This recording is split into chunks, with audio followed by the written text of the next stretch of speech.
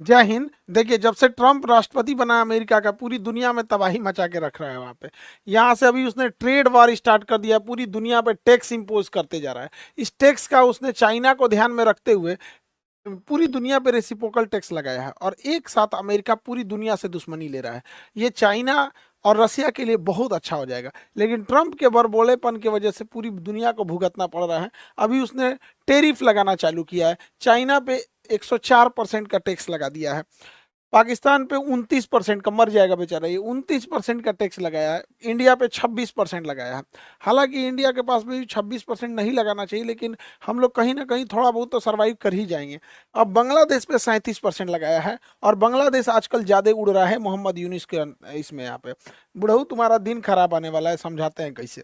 अब यहाँ पे 37% टेरिफ लगाया है।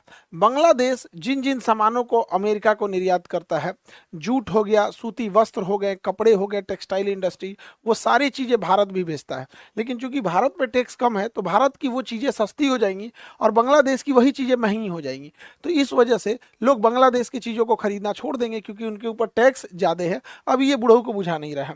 कुछ दिन पहले ये बुढ़ऊ बांग्लादेश से गए चाइना में, और चाइना में जाके क्या करते हैं, भाषण देते हैं कि चाइना से कहते हैं कि इंडिया का ये जो सेवन सिस्टर है, इनको ये सेवन सिस्टर को अगर समुंदर चाहिए तो केवल और केवल बांग्लादेश है, और बांग्लादेश इनको गाइड करता है। इसलिए आप आइए हिंद महासागर में इन्वेस्ट कीजिए, ताकि आप इंडिया को इस तरह से काउंटर कर सके। ये बात बोला ये बुढ़ऊ यहाँ पर। जबकि समझिए इस इंसान को कितना एहसान फरामोश है।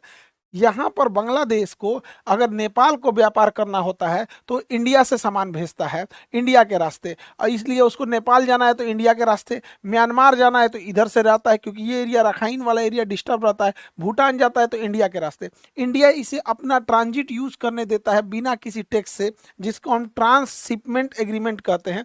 अब इंडिया ने जब से ये जाके बुढ़ऊ बोला है चाइना में कि आप इंडिया को आके घेरिए, यहाँ इन्वेस्ट कीजिए, तो हमने इसका ट्रांसशिपमेंट बंद कर दिया है। अब आपको आना है इधर से तो आप भी टैक्स दीजिए, और नेपाल ले जाइए सामान, भूटान ले जाइए, म्यांमार ले जाइए। अब इनको अकल ठिकाने लग रही है। इसका कहना है कि इंडिया यहाँ पे समुंदर के रास्ते नहीं जा सकता, और ये बहुत पतला है चिकन नेक। अब चिकन नेक हमारी भी कमजोरी है। चिकन नेक यह पतला सा रास्ता है, यह छोटा सा 22 किलोमीटर वाला ये पतला सा रास्ता जो है, इसी के माध्यम से हमारा ये सेवन सिस्टर जुड़ा हुआ है। नहीं तो ये सेवन सिस्टर को महज ये 22 किलोमीटर पतला रास्ता अगर काट दिया जाए तो हमारा सेवन सिस्टर कट जाएगा। उसी का मजाक उड़ा रहा था ये बुढ़ऊ। बांग्लादेश का ये वाला जो राज्य है, इसका नाम है रंगपुर। ये रंगपुर जो है, अगर ये कब्जा हो गया रंगपुर जगह, तो काम खत्म हो गया। अगर हम इसको कब्जा कर ले तो ये पूरा बराबर हो जाएगा। अब हम लोग को आने जाने में कोई दिक्कत नहीं, ट्रेन ले जाएंगे, बुलेट ट्रेन ले जाएंगे, हाईवे ले जाएंगे, सब ले जाएंगे। हमारा जो पतला गर्दन था चौड़ा हो जाएगा। और बांग्लादेश ये मत समझो कि हम लोग ये नहीं कर सकते। तुम्हारे नॉर्मल डिलीवरी में मदद हम ही लोग किए थे। समझ में आएगी नहीं, 1972 में जब तुम्हारा पाकिस्तान से नॉर्मल डिलीवरी नहीं हो पा रही थी ना, तो हम ही लोग ने नॉर्मल डिलीवरी कराने की कोशिश की थी, बाद में ऑपरेशन से कराना पड़ा था।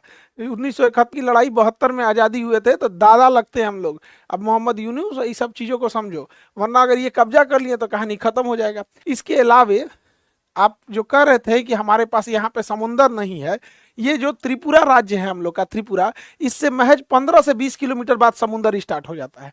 अगर हम लोग इसको थोड़ा सा कब्जा करके नीचे उतर जाए तो त्रिपुरा यहाँ से समुंदर मिल जाएगा। तो क्यों ना हम मेघालय को ग्रेटर मेघालय बना दे और त्रिपुरा को ग्रेटर त्रिपुरा बना देते हैं, काम खत्म। एक्सपीरियंस भी है, इंडियन आर्मी के पास इसका अनुभव भी है, कहाँ कहाँ क्या चीज़ है, यहाँ घेर देगा यहाँ पे। इससे बांग्लादेश का ये चटगांव राज्य, जो उसका सबसे बड़ा राज्य है चिटगांव, और सूर्यसेन ने चिटगांव शस्त्रागार को लूट लिया था, तो चटगांव राज्य कट जाएगा। चटगांव राज्य जब कट जाएगा तो ये एरिया में बांग्लादेश